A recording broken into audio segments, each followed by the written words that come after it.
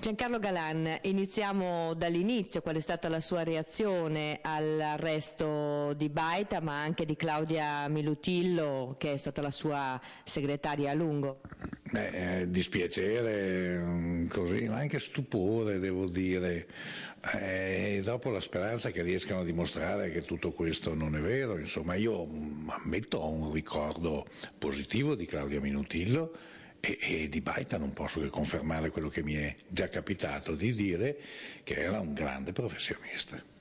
Ecco, questa indagine, anche per il fatto di avere dalla sua parte una serie di prove che sono state raccolte da Colombelli per qualche motivo, insomma, sostanzialmente ha registrato delle telefonate, una serie di conversazioni, ha fatto vedere un quadro di una situazione che ci riporta indietro di parecchi anni. Lei non aveva mai avuto sentore di questo fatto, che ha riguardato molte delle grandi opere di cui giustamente lei va fiero per la sua presidenza. Ma guardi, non ha riguardato molte delle opere, ha riguardato le fatture di una società o di altre società, mica c'entrano le opere, no?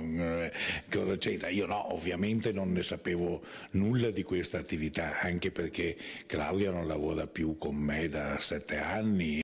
Dopo che lei non è stata più la sua segretaria, che contatti ci sono stati tra di voi?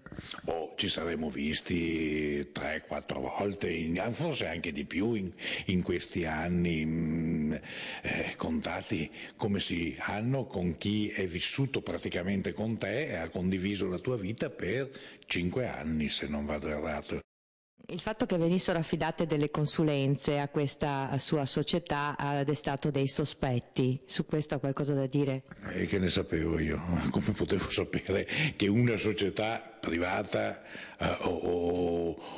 no, private, sono tutte società private che io sappia, credo, ma comunque non ha importanza, privata o pubblica, affidava le consulenze, io mica potevo saperlo, non è mica una questione che passi per la presidenza della regione o per altre cose, mica lo so. Intercettazione proprio tra queste registrazioni di Colombelli in cui si fa riferimento a un Giancarlo. È lei? Non lo so, come posso saperlo? È lì su tutto, può anche essere, non capisco cosa abbia fatto. Lei l'ha vista questa conversazione? Che idea si è fatto di quello che si stava dicendo?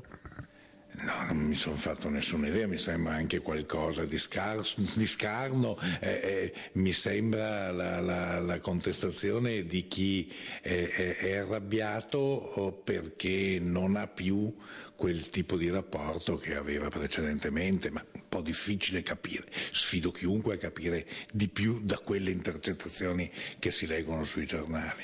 Ecco, si parla di fondi neri sostanzialmente per 10 milioni di euro, la cui destinazione ancora non è molto chiara. L'indagine, l'hanno detto anche ieri gli inquirenti, è soltanto all'inizio e non si è parlato di, anche se molti hanno ipotizzato, una nuova Tangentopoli. Secondo lei come si sviluppa questa inchiesta?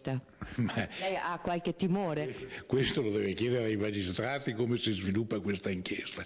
Io, per quanto mi riguarda, non ho nessun timore, perché io non ho mai ricevuto una lira dalla Mantovani. Lei si sente tranquillo? Io sono tranquillo, io sono qui pronto, quando mi si chiederà qualcosa sono pronto. Sono solo avvilito perché sarà dal punto di vista mediatico una sofferenza. Quindi lei è disposto a parlare con un magistrato, in questo momento ritiene che sarebbe necessario? Ma ci mancherebbe altro, io sono sempre stato disponibile, mi hanno chiesto tante cose in tutti questi anni, non è raro che io sia andato da un magistrato che aveva bisogno di chiarimenti da parte mia, me lo trovo assolutamente normale. Invece sulla figura di questo imprenditore che tra l'altro già nel passato era stato appunto al centro delle indagini della Tangentopoli veneta, che cosa ci può raccontare? Lei lo conosce bene? Io vi posso raccontare che fra tutti i protagonisti della società, del mondo delle costruzioni, del mondo dell'edilizia, di quel mondo, era certamente, lo dico, non vorrei scontentare gli altri, il più bravo, il più informato, il più fantasioso, il più intelligente.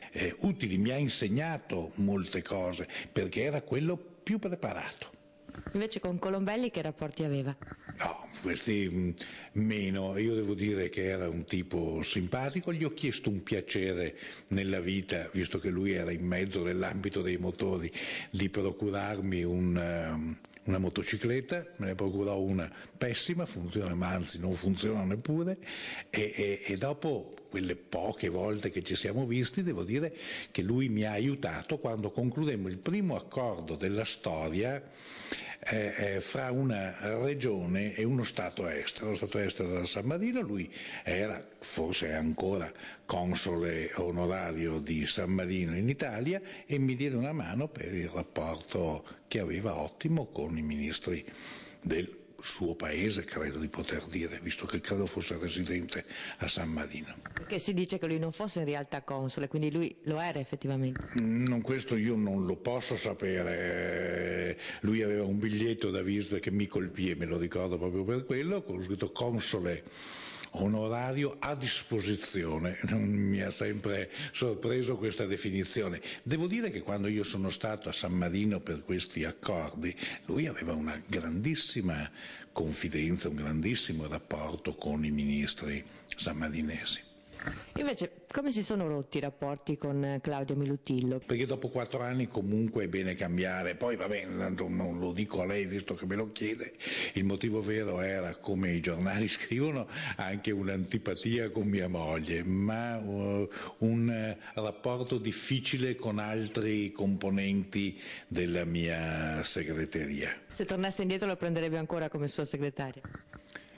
Sì, perché ha sempre era a disposizione 24 ore su 24 e ne lavorava 18 su 24, attentissima. Che tipo di ricadute potrà avere questa indagine invece su di lei, a cui viene collegata per il fatto che in quegli anni lei era il presidente della regione, ma anche per aver ideato un sistema, è stato chiamato sistema Galan, cioè il fatto di prendere la responsabilità sulla regione di tante grandi opere anche attraverso il project financing? Guardi, quello non c'è nessun sistema, su questo voglio essere chiaro e anche durissimo. Questo è un teorema inventato da qualche giornalista, ma non esiste nessun sistema. Esiste un governo durato 15 anni di una regione nella quale c'è sempre stata la massima libertà di intraprendere, c'erano quelli più bravi e quelli meno bravi, ci sono gare che sono state fatte e anche il project financing è una gara in cui viene aperto, se vuole si possa spiegare il meccanismo, ma questa incriminazione del project financing è una falsità. Perché allora, quando io lo applicai per primo in Italia e fra i primi in Europa, era lo strumento finanziario più avanzato del mondo. Oggi ci sono altre tecniche finanziarie, difatti l'ultimo ospedale fu in concessione, quello di Monselice, Chiavonia, Monselice Est. Quindi non c'è proprio nessun sistema di nessun genere. Ci sono tanti concorrenti che si odiano fra di loro o che si trovano d'accordo, che fanno le cordate, partecipano alle gare e quindi il sistema se lo inventano e lo raccontino a qualcun altro.